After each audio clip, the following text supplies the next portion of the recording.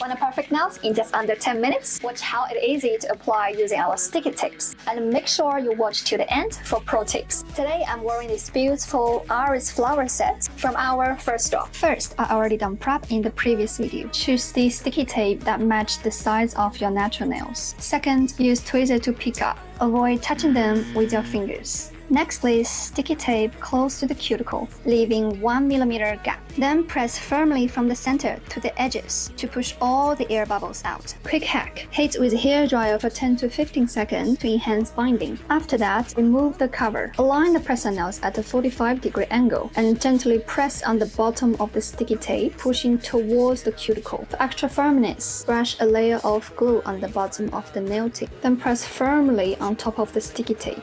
Make sure you always start with the pinky finger and save the thumb and index finger for the last. Finally, avoid water for 30 to 45 minutes after applying. I want to be honest with all the girlies out there, sticky tapes only last a few days.